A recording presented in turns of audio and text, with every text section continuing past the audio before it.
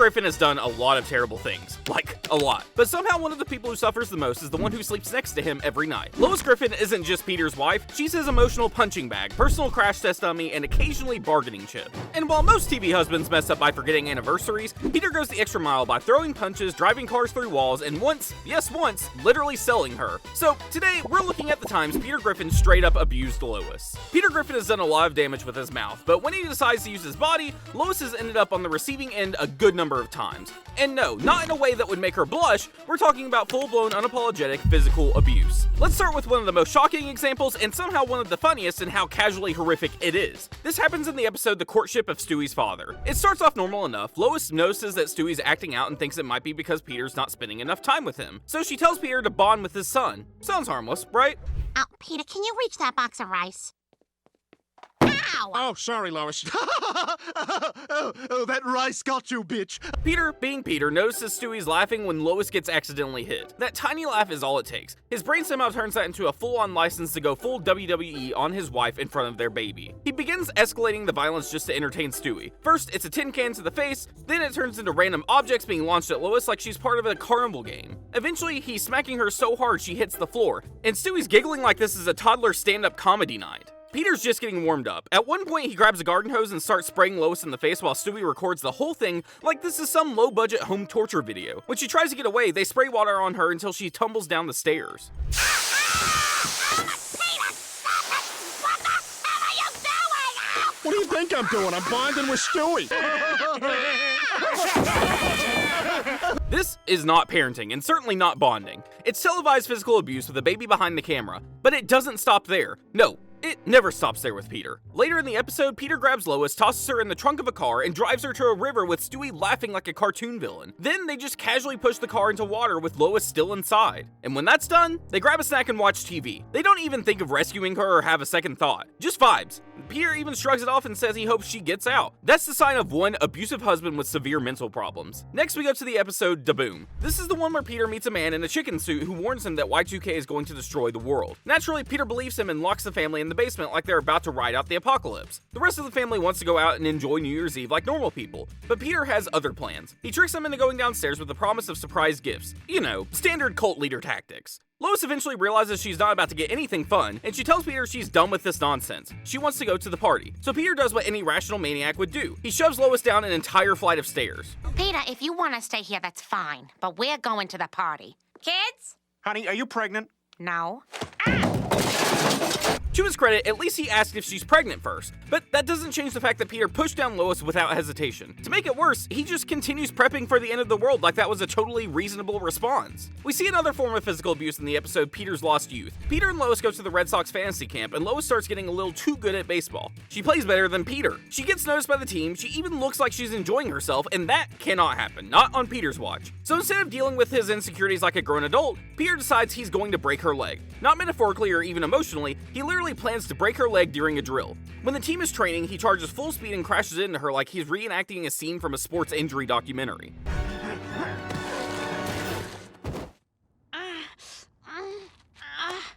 Yeah, now that's a big league slide, huh, Coach? Her leg snaps, she screams, and Peter celebrates like he just scored the winning touchdown. And yes, he makes sure the coach is watching. Nothing says marital love like a high-impact tackle to the spouse's shin bone. The coach yells at him as Lois lies on the ground in pain. Peter couldn't care less. He's just happy he ruined something for someone else. Classic Griffin playbook. And lastly, we go to the episode Deep Throats. This one is somehow both ridiculous and terrifying. Peter decides to treat Brian like his personal chauffeur and cruises around town in a taxi while lying in the back seat like some greasy mob boss. As they circle through the park, they spot Lois driving the family car. Instead of waving like a normal human being, Peter tells Brian to ram her. He does this so casually like it's one of the things on his bucket list. Brian reluctantly obeys and the taxi slams into Lois's car. Hey, look, there's Lois. Yeah. Oh, hi, Peter. Rammer. What? I said rammer! What the hell? That should be where it ends, but Peter's just getting started. He demands Brian give him a gun, because apparently Brian just casually carries one. Peter then starts shooting out Lois's tires while she's still driving. You got a gun? Well, yeah, every cabbie carries a gun, but Give me the gun.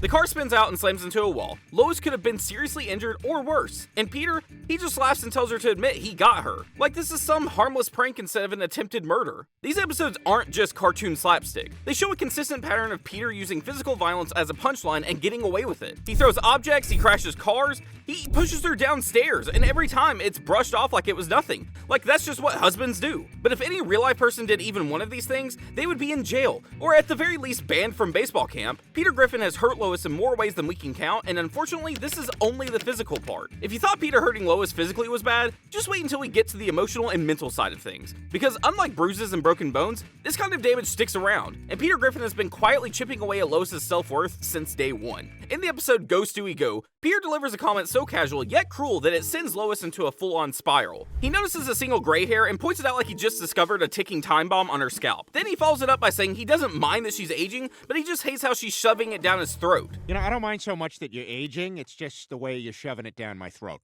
Screw you, Peter. Not today. Wow! It's the kind of sentence that seems jokey on the surface, but underneath, it tells Lois exactly what Peter thinks she's becoming. Old, undesirable, and disposable. The emotional hit lands and Lois suddenly feels ugly, unwanted, and invisible. She ends up making out with Meg's boyfriend, and when Peter finds out, she tells him straight up that she did it because he made her feel worthless. Not because she wanted to cheat, but because she needed to feel wanted by someone. Anyone. This is no marriage, but a psychological warfare disguised as sitcom banter. Peter also completely crushes Lois's feelings in the episode Lois comes out of her shell. It's Lois's birthday and she's clearly nervous about aging. She walks into what should be a sweet surprise party with friends and family, but Peter ruins it in under 5 seconds with a speech that might as well have been a roast from hell. He compares her chest to a landslide, her body to a wrecked landscape, her private parts to a shredded cigar, and then calls her a plow horse. But you're still my reliable old plow horse who's there each day to pull the plow, to help around the barn, and let the husband horse slap a batch into her now and then. Well, I guess that's it. I love you, sweetheart. The worst part is that he delivers it like some kind of romantic toast, in front of all their guests, like he's proud of this public humiliation. Lois stands there humiliated and hurt. Peter, on the other hand, ends it with, "I love you," like that's supposed to cancel out everything that came before it. This is the very scene that pushes Lois into a midlife crisis. Next up is the episode Sibling Rivalry, where Peter attacks Lois's mental and emotional health in a more subtle but damaging way. After a pregnancy scare, Lois asks Peter to go get a vasectomy. He fights it, throws a tantrum, but eventually he gives in. And then comes the guilt trip. Peter tells Lois he no longer feels like a man, which in Peter's brain means he cannot be intimate with her anymore. He avoids her, shuts down emotionally, and blames her for ruining his manhood. We haven't had sex since your vasectomy. Yeah, I just don't feel like it, Lois, seeing as how I'm not a real man anymore. Honey, it was just a simple operation. It's no reason to give up on your sex life. I don't know, Lois, I'm just not feeling it anymore. This rejection hurts Lois deeply. She feels unwanted, so she turns to food for comfort. The more Peter pulls away, the more she eats. And the more she eats, the more Peter mocks her. At dinner, he loudly tells strangers to move because his fat wife is coming through. He calls her fat in public like it's some sort of joke. Lois tries to laugh it off, but she's clearly humiliated. Sorry, fat wife coming through. Sorry, excuse me, fat wife. Hold on a sec. All right, bring her through. Peter doesn't stop there. He continues to insult her weight at every opportunity. He says men can't be fat, only fat women are fat. And that's the logic he runs with. He even compares her to a character from The Practice like that's supposed to be clever. Later that night, while Lois tries to get into bed, Peter calls her Hogzilla. He says her farts feel like cigarette lighters, he calls her disgusting just because she gained some weight, and he's using her body as a weapon to hurt her. Oh, hey, Hogzilla, you happen to see my hot wife, Lois, around? Maybe she's out looking for a man who can satisfy her. Last night, for God's sake, you farted. I felt like somebody was sticking me with a cigarette lighter from the car. You're fat. Eventually, after all the mocking and rejection, they end up having angry sex. But instead of repairing anything, Peter actually likes it, and he takes it to another level of disturbing by encouraging her to eat even more. Not out of care, but because he's turned on by sleeping with a plus-size woman. He turns Lois's pain and insecurity into his own personal fetish. He even starts force-feeding her, making her eat more and more so she can gain weight for his pleasure. And it's not just emotional abuse at this point. It's manipulation wrapped in psychological control. And Lois ends up paying the price. Her health collapses, she has a heart attack, and because Peter pushed her that far. This is not just a joke that went too far, it's a husband emotionally torturing his wife until her body literally gave up. Across all these episodes, Peter constantly tears Lois down. Whether it's about her looks, her age, her weight, or her worth as a woman, he knows exactly what to say to make her feel small. And the show plays it for laughs, but make no mistake, this is textbook emotional abuse. It's just insult after insult with a smile on his face and a remote in his hand. Sometimes the worst kind of abuse is not yelling or the hitting, sometimes it's the silence. The disregard, the way someone makes you feel invisible or unimportant even when you're standing right next to them. them. Peter Griffin has mastered that. He may not always throw a punch, but he knows exactly how to make Lois feel like she doesn't matter. There are countless episodes Peter has done exactly that, and we shall be looking at a few. Let's start with North by North Quahog. Lois comes home with new bed sheets, clearly excited to reignite some spark in their marriage. She wants an intimate moment with her husband, and instead she gets insulted in the most disturbing way imaginable. Peter turns what should have been a sexy moment into a verbal assault. He calls her names, not playful names or the naughty bedroom teasing, it's full-on degrading, dehumanizing slurs, and he keeps going even when she clearly tells him to stop. You dirty hustler. You filthy, stinky prostitute. Okay, I get it. You foul venereal disease-carrying, street-walking whore. All right, that's enough. This is not dirty talk. This is verbal humiliation dressed up as a joke. While it doesn't completely kill the mood, Lois is left confused and upset. Peter, as usual, thinks he's being funny. Later in the episode, Lois suggests they go on a second honeymoon. She wants to reconnect and fix what's broken, but Peter can't even give her a simple car ride without endangering her life. While Lois dozes off in the passenger seat, Peter decides it's the perfect time to read a cartoon book. He lifts it so high he can no longer see the road. The man literally blinds himself while driving. You hear me, you ridiculous man? You're— Whoa! Peter, what the hell is wrong with you? I fall asleep for 10 minutes and you plow the car into a tree?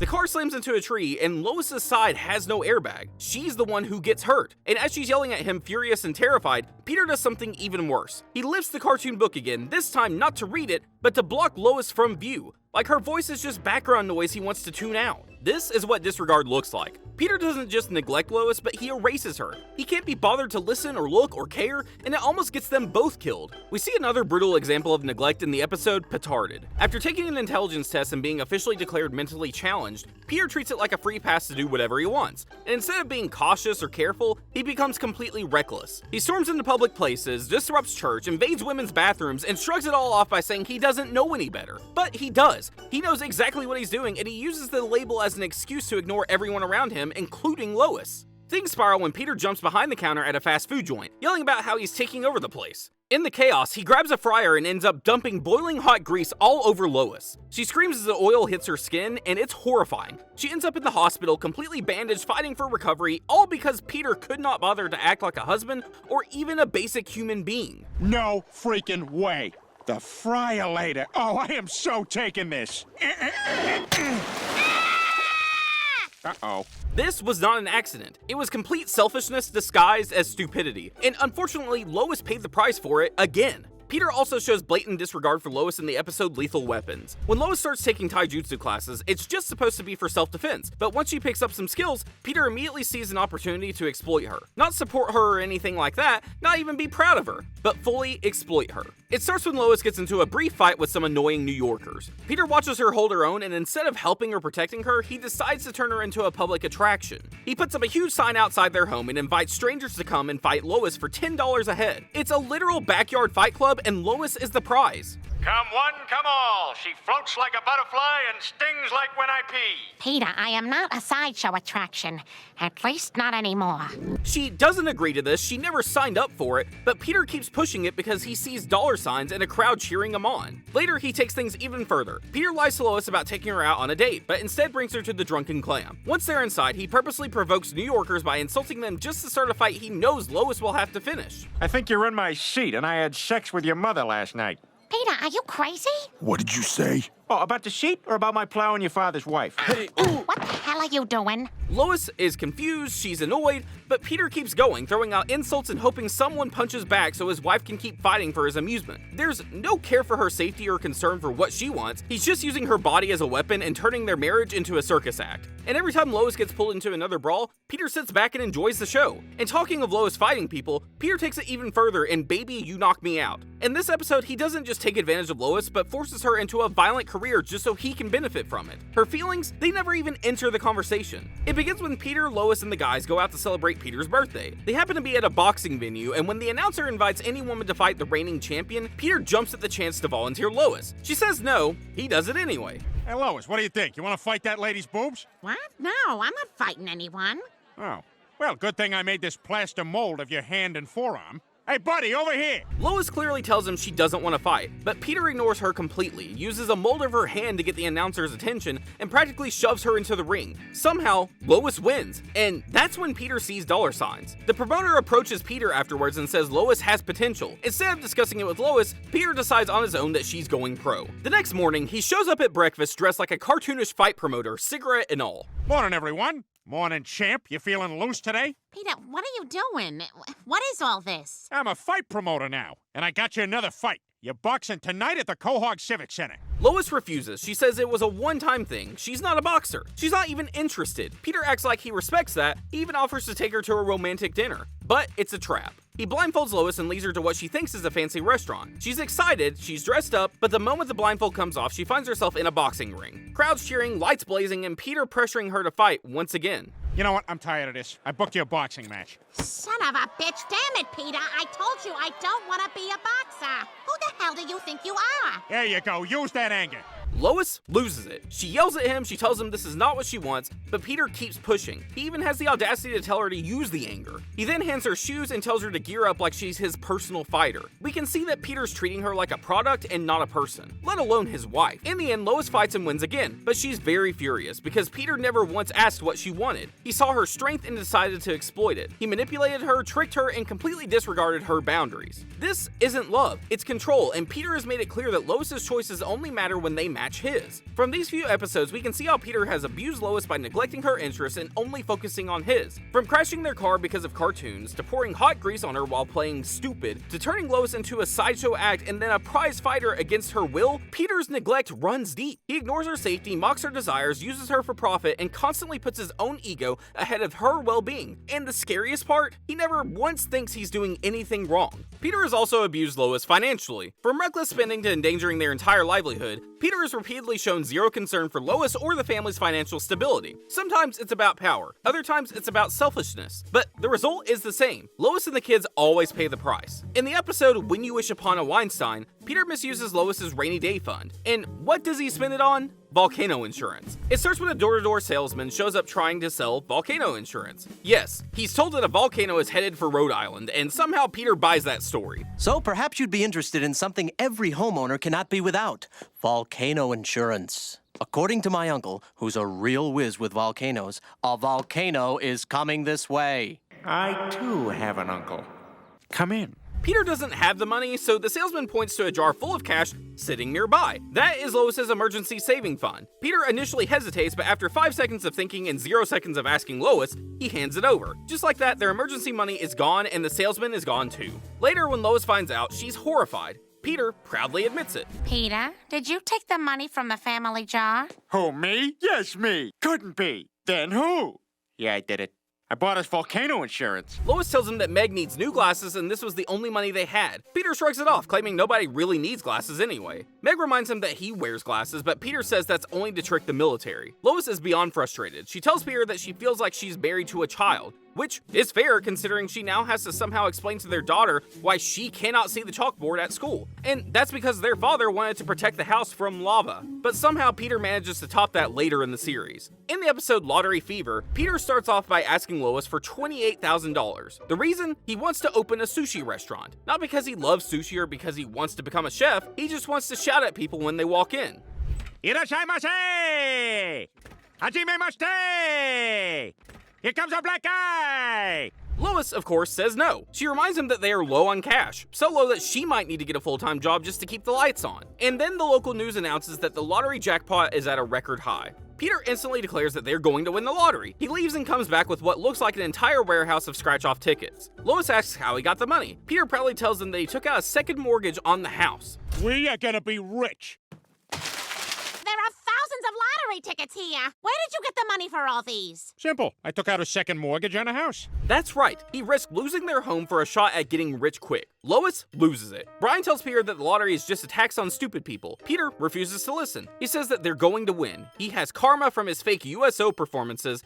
That's his reasoning. Then comes the worst part. The entire family spends 3 whole days going through the massive pile of tickets. When they finally finish, Peter reveals something insane. Those were not the real lottery tickets, those were test tickets. The real ones, still untouched in a new box. Lois is speechless. They find out Peter had 400,000 fake tickets printed just so he could be sure he had the right ones. The man spent money not just on lottery tickets, but also on printing fake ones, just to waste everyone's time. Against all odds, Brian ends up finding the actual winning ticket on top of the pile. They win the jackpot, everyone cheers, the family is finally rich. But Peter's recklessness doesn't stop. He refuses to deposit the money in a bank because he doesn't want the Jews leering at it. It seems foolish to have all this money lying around. Oh, you'd rather have it down at the bank where the Jewish guys can leer at it? Yeah, money. Instead of building financial security or paying off debts, Peter spends money like it's growing on cartoon trees. By the end of the episode, every last cent is gone. The house is foreclosed, the family ends up homeless, and Lois once again is left picking up the pieces of Peter's impulsive destruction. Peter's financial abuse is not just about wasting money, it's about the way he treats Lois like a background character in his own personal fantasy world. Whether he's draining her savings for imaginary disasters or risking their home for a scratch-off dream, he never asks, he never listens, and never learns. Because for Peter, money is just another way to control people around him, and Lois is the one who pays the price every time. Peter Griffin's abuse towards Lois is not just a running gag, but a disturbing pattern. Across hundreds of episodes, he mocks her, harms her, exploits her, and brushes it all off with a laugh. But behind every punchline is a woman constantly disrespected and disregarded. Lois is not just a cartoon wife. She is the emotional punching bag of one of TV's most destructive husbands. And somehow, she still stays.